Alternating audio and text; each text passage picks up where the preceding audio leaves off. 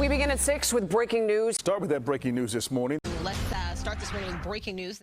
With social media and the internet, it's easier than ever to stay informed of what's happening around the world. But local news is a beast of its own. Only local stations with their daily boots-on-the-ground coverage can provide the facts on what's happening in your neighborhood beyond the national headlines and weather forecasts.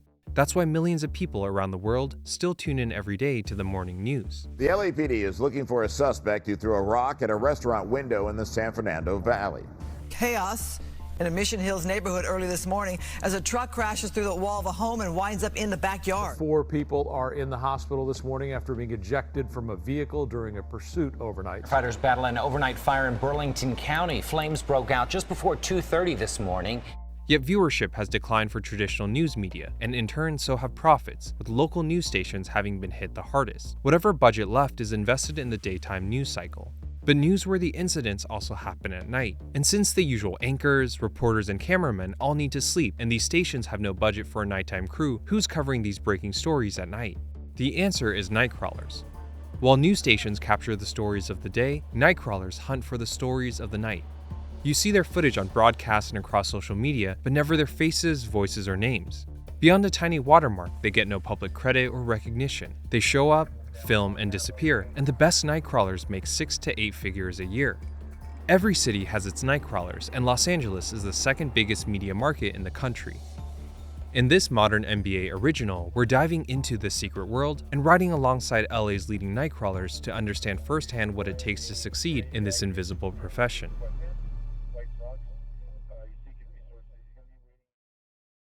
What does the future hold in business? Ask 9 experts and you'll get 10 answers. Analysts will say that we're in a bull market this month and then a bear market the next. Could someone please invent a crystal ball? Until then, over 40,000 businesses have future-proofed their business with NetSuite by Oracle, the #1 cloud ERP bringing accounting, finance, inventory, and HR into one fluid platform. With one unified business management suite, there's one source of truth giving you the visibility and control you need to make quick decisions. With real-time insights and forecasting, you're peering into the future with actionable data. When you're closing the books in days, not weeks, you're spending less time looking backwards and more time on what's next. Modern MBA is small at the moment, but as soon as we scale, we will need and use NetSuite. Today, we're stitching things together manually, and it's gotten harder to assess our business health as we've expanded. We need to track production costs, to run payroll compliant with states and countries, and to evaluate profit and loss by team and project. As a corporation, we pay tax throughout the year, and it's a nightmare jumping from system to system just to get one answer. These are capabilities that only NetSuite provides, and it's a platform that we intend to take every advantage of. Whether your company is earning millions or even hundreds of millions, NetSuite helps you respond to immediate challenges and seize your biggest opportunities. Speaking of opportunity, download the CFO's Guide to AI and Machine Learning at netsuite.com/modernmba. The guide is free to you at netsuite.com/modernmba. netsuite.com/modernmba.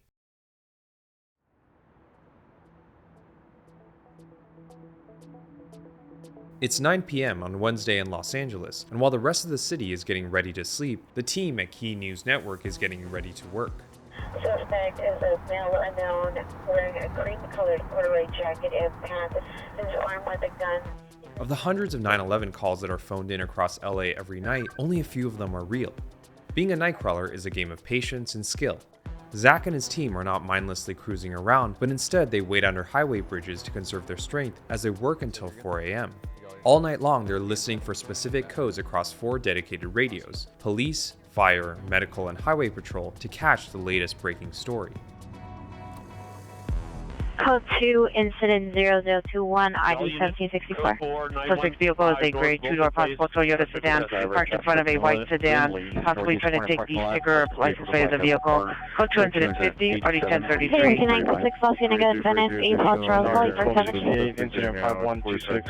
Incident is possible tailor and suspect are now Manchester in town, The receiver is X 9113, Mel, suspect, Mel Black. Sepulveda and Bandini. It's feast or famine. Nightcrawlers live and die by the calls. Some nights are dead and some are non-stop. 455 David's going to be en route to the reported structure fire up off of Huntington Drive. I'm going to try to get up over there. What's our best?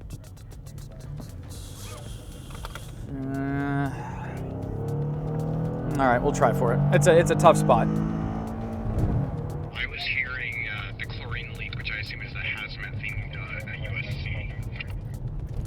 Yeah, no confirmed leak yet, but yeah, affirmative. I'm en route on the El Centro fire, so if you want to stay 10-8 or go to the leak, or just keep an ear on the leak. If it's confirmed, go there. If it's not, then let it go. Units trying to 4342 Alpha, Engine 47 on your reports of elementary school smell of smoke and best mode. All right, they found it. It's somebody's fire pit in their backyard. Good job, guys. Burn some cleaner firewood next time. Holy cow. All right, we're going to be looking for another call at this point. 911 Burlington Avenue. State confirmed ambulance cutting RA11 transporting victim to California Hospital. Additional 10045. 536, you copy on Rampart. It's going to be confirmed ambulance cutting, and RA11 is going to be transporting. Negative on the shooting. LAFD got there. They communicated with LAPD. It's actually a cutting, and they're transporting the victim already. It's not critical injuries or anything like that. It's going to be minor injuries. So just like that, it went from, hey, this is a possible story, to not something for us. Sorry, continuing. 455, David's going to be en route to 1212 Sanborn on reports of possible victims down in a car involving a 12 gauge. There's no confirmation on victims down at this point, but there's a reporting party stating that they heard a shotgun blast and 2 people in a car and a woman screaming. And that's what we're reporting right now. This could very well be nothing, but we're still going to head that way, keep an ear on it, and see if this turns into something. 11871 Rocks. Show code 4, no evidence of trouble. Code 4, no evidence of trouble. They're going to call back. Code 4, 1212 Amber Avenue. No, I got you, brother. It's code 4, no evidence of trouble. We're code 6 in the area investigating, but we'll be clearing more than likely here. We'll wait for a call back on the RP, and that'll be it. 44217 Glendale Boulevard. No evidence of crime. That's it, just like that. No evidence of crime. Listening to the radio in the city, it's overwhelming. We've got, just in our car, we have 5 radios going, plus our comms where we're talking to each other about what's happening in other places. So if you were to listen to every area that we have photographers in Los Angeles, and you were to put that on a bunch of different radios and hit play, it would just sound like white noise. I mean, it's that much information. So we're constantly shoveling through, we're almost like gold mining, right? You're like going through all the silt and all the dirt, and you're looking for those little nuggets, and you're trying to pick those out of just a background of nothing. Here in Los Angeles, the news market, there is a standard and a threshold that we have to meet for that news story to make it on TV. When you've been in this line of work as long as Zach and his team, you can assess problems faster than even the first responders. And when a promising call comes in, things go from 0 to 100 in an instant.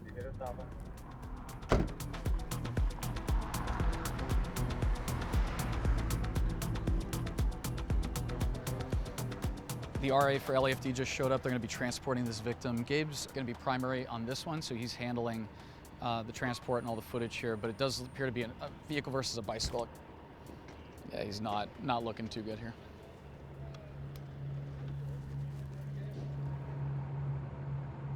Not moving. I don't see him breathing. I don't see him breathing.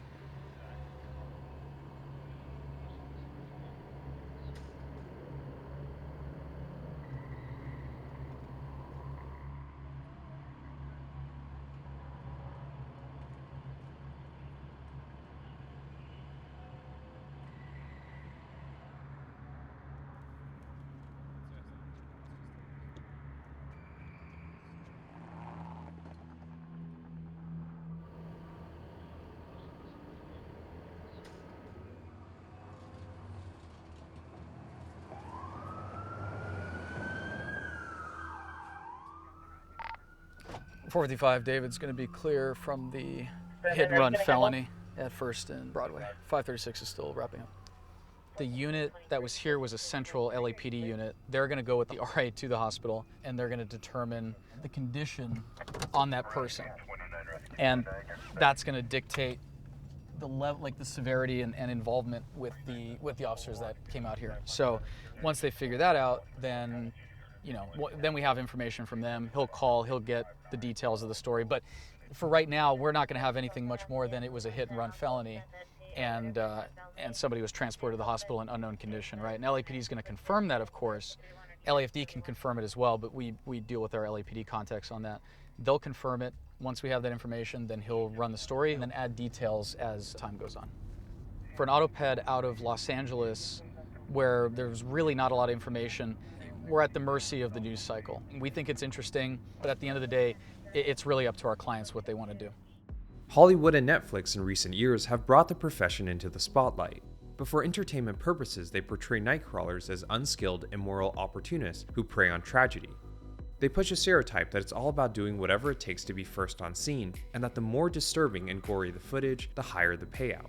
If you're looking at a feature-length film, Jake Gyllenhaal with the Nightcrawler movie, from a writing standpoint, from a movie in general standpoint, is fantastic. But when you actually look at it from our perspective, it's terrible because that's the farthest from how reality is. The movie, obviously, a lot of creative licensing. As far as the TV show, Netflix did an incredible job. I'm very grateful. However, that's still kind of in the same ballpark where you're doing it for Netflix and made for TV. 99 of the rest of the time, we're out there worried about the story, worried about telling that story accurately, capturing those images, being ethical in our reporting. Our whole point is to see what's occurring. Of course, we have a lot of information coming in, but to get the facts, right? Getting the facts and doing it as quickly as possible is extremely difficult because a lot of times, law enforcement doesn't always want to tell us what's going on. They don't want to jeopardize their investigation, which I totally understand, of course. But at the end of the day, that information can make the difference between it being true and false. We train with this constantly with the crew. You've got to pump those brakes. Take a breath, take a step back. Hey, what did I miss? What contact can I reach out to? How can I really cut through what I'm looking at and get the information that I'm looking for? 2 people have been hospitalized after a crash in the Angeles National Forest. One of the victims had to be airlifted to a trauma center. Authorities say a car plunged 40 feet down the side of North San Gabriel Canyon Road just before midnight last night. I think people forget that the news cycle is based on what they want. If we put up a story where someone gets rescued and nobody watches it and nobody wants to see that, and we put up a story where there's a horrific incident occurring and that's the top story because people are looking at it, it's the public that drives the attention on that, right? So it's not me sitting there as the director or quarterbacking for the night where we're running stories and the guys are going and I go, no, only go to rescues, only do this or that. And we love happy stories. You see rescues where people are getting saved and pulled from burning buildings and the firefighters and cops are being heroes. We're like, hey, this is incredible. That's not how it is in real life. There's 2 factors there, of course, the public interest and what they want to see, and then you have what analytically is going to work and what's going to sell. Working in the top 2 news market, we can sit here for a couple hours and something's going to happen. It's not whether we want it to or not, it's when. The only thing that matters to me and my team is making sure that we're the right person at the right place at the right time, because it needs to be key news that's covering that incident. We take a lot of pride in making sure our footage is not graphic. If there is blood, it's on the sidewalk. It's not a person bleeding to death on camera. That's something that you will not see on our publication. And developing right now in Irwindale, a bicyclist is dead. You can see the bike right here, and a driver is in custody after a late-night police pursuit. While the public are the end consumers, it's the news stations who are actually Zach's customers. They're the ones who pay Nightcrawlers for their work and decide what is a story and what isn't. It's pay per use. The media buy these stories from Nightcrawlers and pay them every time they use their footage in a broadcast. While the footage is the primary deliverable, Nightcrawlers are really selling information. Newsrooms these days are shrinking, not growing, and there's a greater reliance on freelancers like these Nightcrawlers. Long Beach Police and Fire were called here after a woman called 911 to report that a man had walked out of a home on the street and opened fire in her direction. There are only 1,500 TV stations in the country, 111 of which do regular business with Zach's company, and word travels fast in the old-school industry of mainstream media. The information that we provide goes to our clients, they base their story off of it, they confirm what we're talking about. The information that we find in the field can determine whether that becomes a news story or something that gets cut and nobody ever hears about. So it's extremely important that we're accurate with not just the footage, not just how we visually tell these stories, but how we actually editorially present them to our clients. It's so imperative that we're accurate because you can, and it has happened, photographers in the industry, not just here in LA, but all around the country, probably around the world, get blacklisted by misreporting something. And it could be, look, it could be an honest mistake, it could be something repetitive, it could be a malicious thing, right? The stations, our clients, they don't know. They have no idea where that's coming from. So most times, more often than not, if we have something that is either unconfirmed or speculative, we'll end up actually saying, hey, per possible information it's seen, or, per witnesses, or what we're hearing, per radio traffic, whatever it is. We have clients all over the world. If we're producing non-factual information, speculative information, even speculative being portrayed as factual, that's a huge problem. And you can lose your job, you can lose everything, just because you wanted to be the first guy to say that the sky is falling, and it's like, maybe it's not. A man shot and left fighting for his life in an attempted carjacking has this Highland Park neighborhood very concerned. The LAPD says a 69-year-old man was shot when he refused to give up his Chevy pickup truck just after midnight. With so much investment in daytime news stations don't have the resources in-house to chase these stories overnight, especially given that every night is a gamble. It's a specialized trade that requires not just knowledge of law enforcement, fire, medical, signal codes, dispatch tendencies, but also of the city, neighborhood, and cross streets. You need to know the fastest route to get in and out of a scene without getting trapped, how to work it without disrupting first responders, and how to get the best shots with what you have. It's all run and gun, and there's no time for Google Maps. In short, it's cheaper for news stations to outsource and buy stories from freelance Nightcrawlers every morning, all packaged up and ready for broadcast. But it's not a market where the lowest bidder wins. News stations won't risk their production standards and reputation just to save a few bucks. They can't use vertical videos filmed on smartphones or random submissions from strangers. Like any B2B relationship, news directors want long-term partners, and Zach and his team are not lone wolves. Key News Network is an established company that competes in not just speed, but also reliability and accountability. Nightcrawlers are at the whims of the news stations. Routine incidents like DUIs, car crashes, and hit and runs are not considered stories unless there's fatalities or catastrophic damage. The bigger the incident, the stronger the story and the greater the payout. The more stations that pick up the stories, the more customers there are buying the same piece of footage for broadcast, the more money in the bank for Zach and his team. But it's all luck of the draw. There's no fixed rates. A DUI, fire, home invasion, or shooting may be worth something today, more tomorrow, and then nothing the day after. The dollar value of a story is dynamic, and it goes up and down every day, all based on the news cycles and the newsroom priorities at the local, regional, and national level. That terrifying standoff in the heart of downtown LA is now over. The LAPD saying one passenger was reportedly shot multiple times, died at an area hospital. The suspected hijacker has been arrested, and the driver and another passenger have been rescued. You can see them being pulled out of that bus here in the middle of the night. LA is literally a GTA server, and that's the most accurate thing that you could ever say. It's that crazy on a daily basis. A good example is like everything's in the bag. You got the footage, you got the story, everything's looking great, and you go, man, this is fantastic. This is a great story. It's definitely going to sell. I'm passionate about this story, right? But for some reason, it doesn't meet the threshold from a news director's perspective.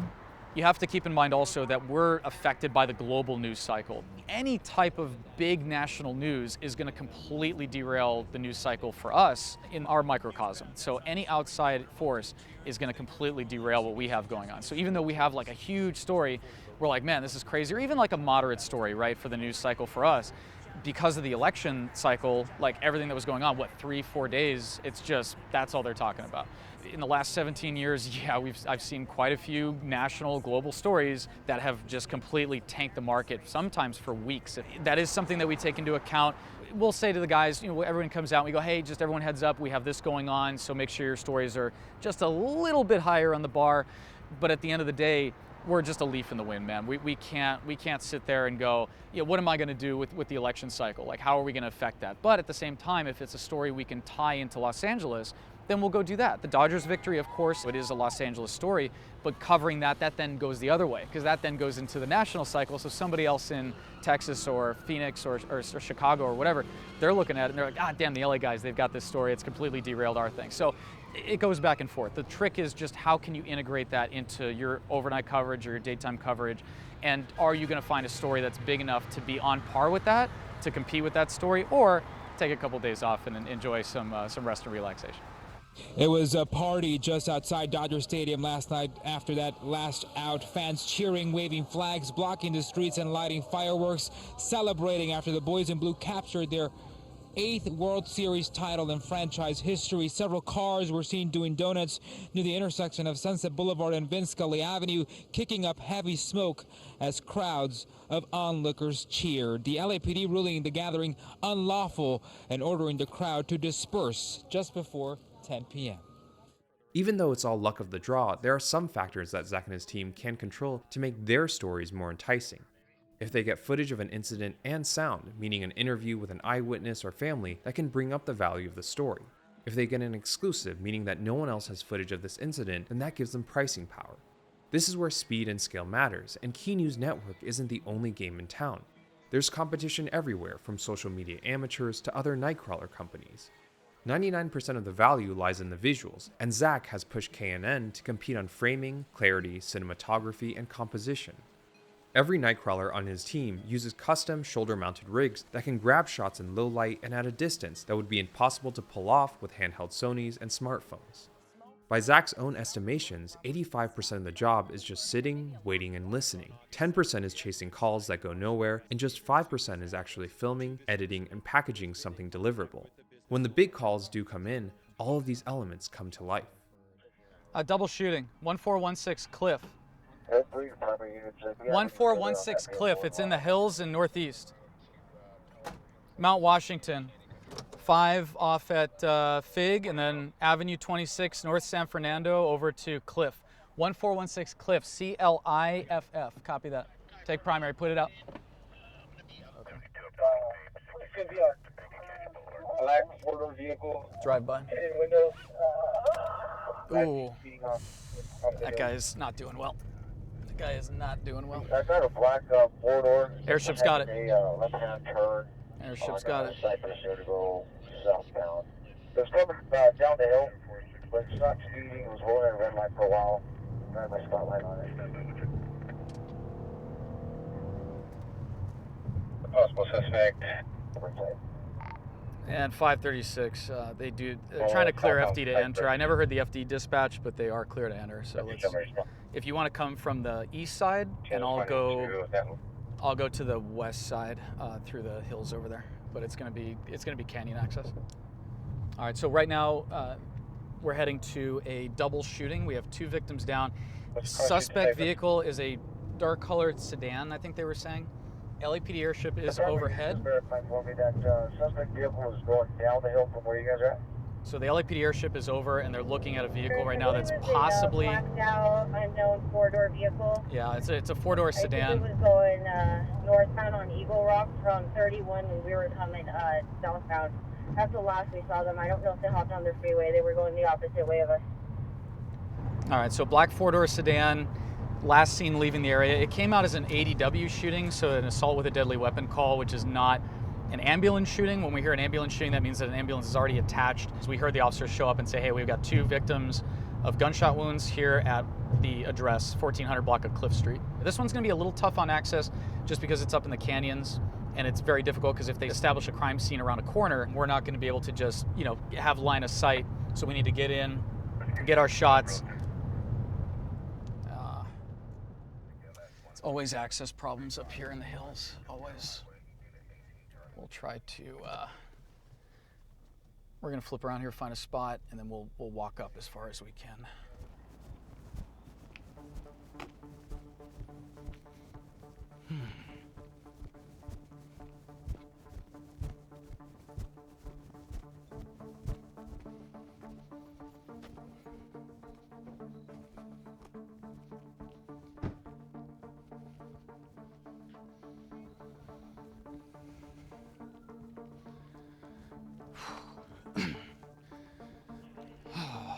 How's it going, man? Did it happen right here, or is it further? It's right here in front of the police car. They're pumping on them right in front Oh, of the shit. Yeah, you can't even. It's as good as we're gonna get. Yeah. I appreciate it. No problem. Did you see what happened? No. Whew, that's a hike, jeez.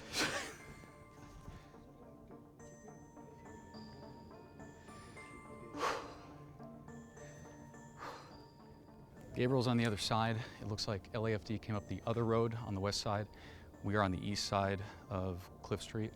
Not a common place for this. It's a common area, but not a specifically common place. So we'll see what ends up happening as far as whether they're gonna transport this person. I still see LAFD resources on the other side of the black and white at the top of the hill.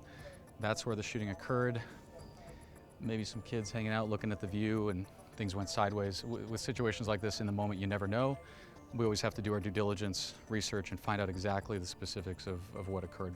We'll get a few more shots from here, We'll edit it, get it set, get it over to Gabriel on the other side, and then he's going to handle processing the story.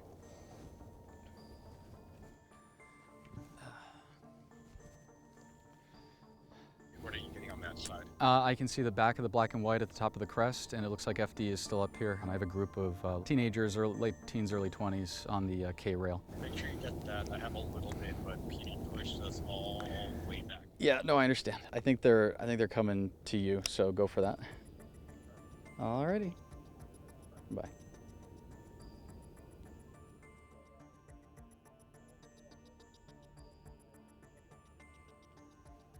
Because Gabe and Zach had coordinated before arrival, they're able to film the same crime scene from 2 angles, and it turns out all the action is happening on Gabe's side of the hill. Hey, Sarge? Yeah. Can we confirm 2, or Yeah, it's going to be 2 down, guys. is it a homicide investigation at this Yes, point? it Or? Okay, thank you, sir. Alrighty. So LAPD is confirming it is a homicide investigation. That's enough preliminary information for us to send this in. We're gonna head down and get this over to Gabe. He's gonna finish up the processing and he's gonna take care of the story from here. But confirmed homicide investigation here, LAPD Northeast Division handling. There was a suspect vehicle. Again, we don't know the details of the incident, but very rarely do we find that out until much later in the day. So PIO will be communicating with Gabe and our editor, and then they'll find a final story at a certain point. But first, we do have other breaking news. 2 men found shot to death overnight. The LAPD says their bodies were found in the 1400 block of Cliff Drive in Mountain, Washington. Police gave no information on arrests. As the police extend the perimeter of the crime scene, Gabe's car accidentally gets trapped inside, and now it's up to Zach alone to chase the next story. All right, so we cleared that. Gabe's gonna handle the rest. The footage that we shot on that is already rendered. We'll hand that off to him. We now have a structure response at 1681 East 49th Street, which is gonna be like 49th and Long Beach, 49th and Alameda, which is just to the south here. Looking out to the horizon, I'm not seeing anything. Oh, no, we do have a good working fire. Yeah, we got a big fire going. Oh, yeah, I'm seeing flames up there.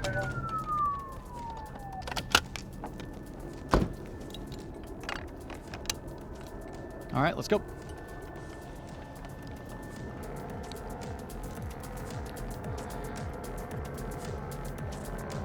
That is going.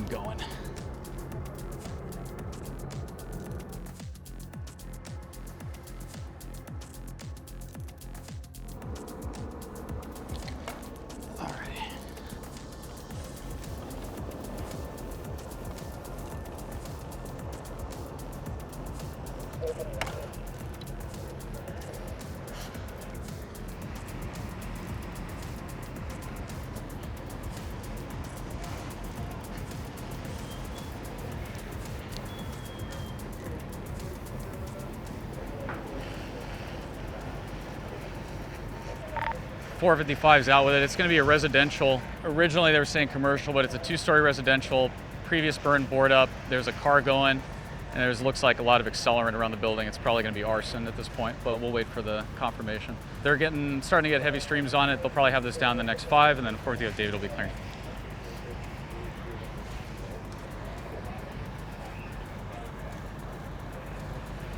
Through the roof. Roof just opened up.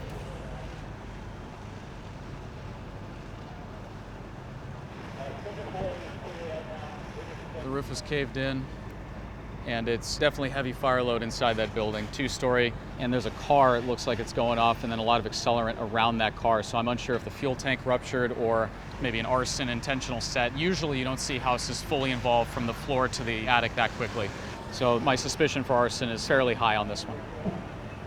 One of the big identifiers for a structure fire like this is the color of the smoke. When we first were getting here, coming off the freeway, you could see just a really thick, incredibly dense, packed column of smoke coming off of this building. They're drowning this fire as best as they can, and you're seeing a massive change in the color of the smoke. If you look up, you can see now we're looking at, instead of a black thick column, we're seeing a gray, whitish color, which is a really good sign because that means they're getting really good water on the fire. But the amount of fire involvement here in that second story is huge. There goes a big master stream right there on the right side. Let me get a shot of that really quick.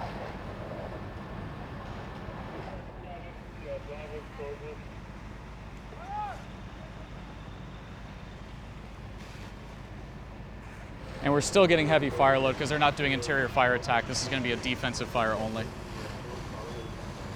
All right, they're getting a handle on it. We're going to get out of here so we don't get trapped in. 435 is going to be starting to clear.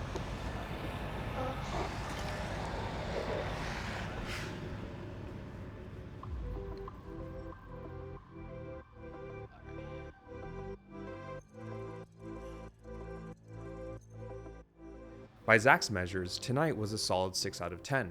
There were only 3 stories: the big residential fire, the hit and run, and the shootings at the Overlook. In his 17 years behind the wheel, the average story gets between 2 to 20 hits. Every station that picks up the story needs footage, and every use of the footage counts as one hit, so naturally, the bigger the story, the more hits, the greater the payout. A quote-unquote hit can range between $100 to $1,000, depending on the nature of the incident, the scope of damage, the exclusivity, the newsroom demand, and the news cycle. Of the 3 stories tonight, 2 were flops. The fire had 0 hits. Because it was a vacant home and there was no one inside, it wasn't considered worthy for broadcast. The same was true of the hit and run. Some publication may buy these pieces in the future as part of a broad investigative piece, but there's not much in archival footage. To date, both incidents have earned $0. The shootings at the Overlook turned out to be even more brutal, yet that story has only had 3 hits to date. The incident had occurred the day right after the presidential elections, and the newsrooms were too preoccupied to pay attention to anything else. If the shootings had somehow taken place before Election Day, Zach's hunch is that the story would not have gotten buried.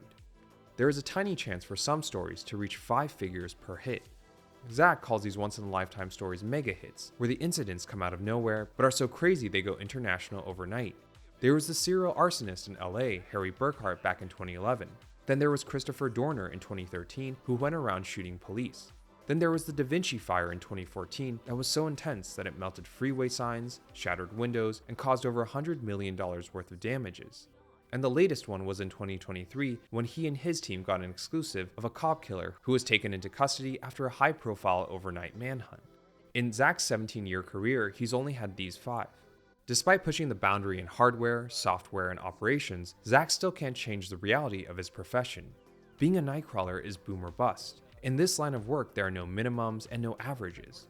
You don't get anything for showing up, and you only get paid when something sells in a fickle world that demands not only the latest, but is also changing its own interests, valuations, and priorities for stories daily. Zach's guys make anywhere from $0 to $15,000 every month. And even the most successful ones know that it's all luck of the draw, and the coin generally won't be landing on their side. Being a Nightcrawler is about being the right person in the right place at the right time, and it takes patience, expertise, and grit to live at night, to keep faith, to keep chasing leads, and to not flinch from the chance to shoot lightning in a bottle. While the rest of the world is sleeping from 9 p.m. to 4 a.m. Monday to Sunday, Zach, Gabe, and the rest of the team at KNN are all working, keeping the people of LA as informed as ever.